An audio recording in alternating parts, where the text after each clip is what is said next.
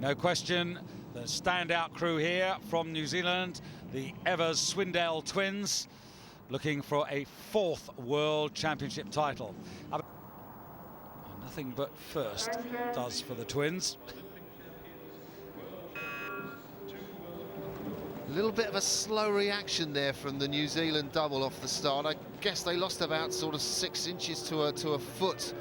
But they're going to want to struggle to get back into the lead in the first 100, 250 metres, because that's their style. These women like to go out and dominate the race, and they've certainly been the fastest double on the water here this week of the World Championships. That said, the two British women, promising combination, and they got pretty close to these two in Lucerne. Yeah, they had a fantastic Lucerne, but the British team on the quiet have been saying they've been a bit concerned about their training since Lucerne. Bit of tiredness post that fantastic performance in the regatta, and they really have struggled to pick up the level of training required of their coach Paul Thompson. So here this is all about recovery. Nevertheless, they're in contention. Yes, well, that's all they can do from lane 1, which is to attack, but they're in lane 1 because of their semi-final time. Yeah, absolutely, and I would think that there's big expectation for them to produce probably a bronze medal. I think that's the height of their expectations in this race, and they're going to be very, very close in that, because they've got a good style. They've really burst upon the scene this year, these two women, and they've staked their claim for a challenge in the British women's quad, which is the top boat of British women's scullers. Well, here are the Evers-Swindell twins from Hamilton Rowing Club, 27 years of age, and no reason why they're not going to go on to Beijing and defend, and indeed continue through to the London 2012 regatta on this very course. Maybe they'll be in the double scull, maybe they'll be in the quad by that time.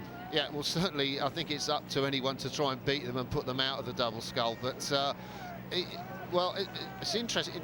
We're looking at this double from Australia. I don't know if they're in the lead at the moment, or they're past the New Zealanders, but this is a kind of unexpected challenge. I guess at this part of the race the New Zealanders would expect to be in front, David. Yeah, they're so dogged, they're so determined, and just having a little look across to their left there to the Australians, and probably finding them uncomfortably close. Yeah, I guess the New Zealanders put so much effort into their sculling. I mean, they are such strong women. You wouldn't sort of look at them and say they're textbook, but they get fantastic length.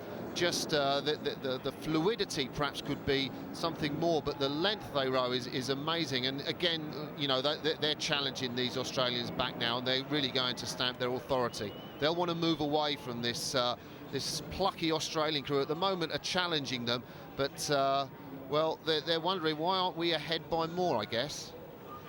Yeah, Brooke Bradley and Liz Kell, new partnership, and they're very much on terms. And in fact, you're right, just in that moment, it was very clear to see that the Australians at the moment have got the edge.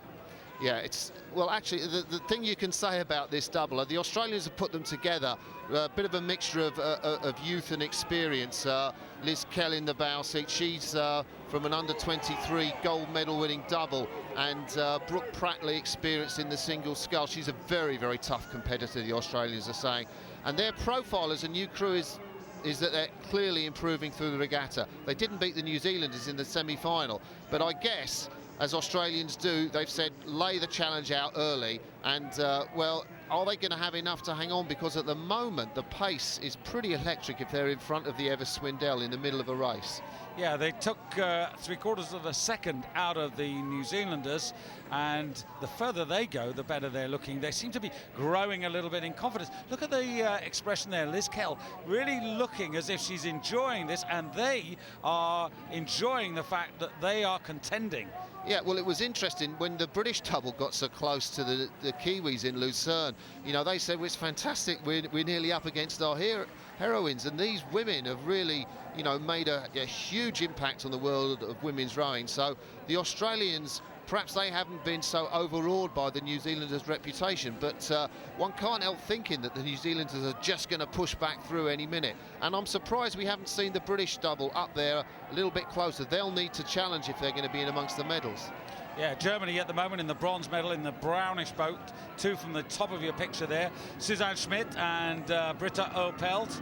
And that duo came out of the quad last year, which finished in silver medal position behind Great Britain, and even they now are beginning, as we come with 750 metres to go, to start and make an impression on the evers-swindell twins. And Australia, meanwhile, with now half a length advantage as we go into the final quarter, and that could be 3/4 of a length over New Zealand, Germany in third, then Great Britain in fourth place, Ukraine and Belarus just off the pace at the moment and not in contention. But Australia now, well, can they hold off the inevitable challenge of these two New Zealanders? Yeah, I mean, you're sitting there wondering, are the New Zealanders got something to hide? Are they below par? But at the moment, going through the Australians' mind, are they going to settle for a medal, which would be a great result for them, or are they out for just that one victory, the gold medal winning this race? Well, the key thing for the Australians, surely, is to keep their length and keep their rhythm. Meanwhile, on the far side,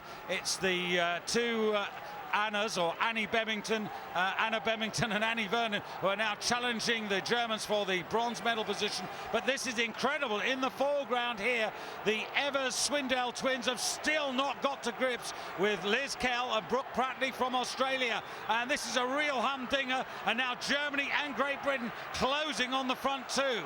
Yeah, and where have the New Zealanders found that sprint? Because they should have been putting that in earlier, really, to not let the Australians get away so far. But I think the Australians have responded. What an incredible response from Brooke Pratley and Liz Kell.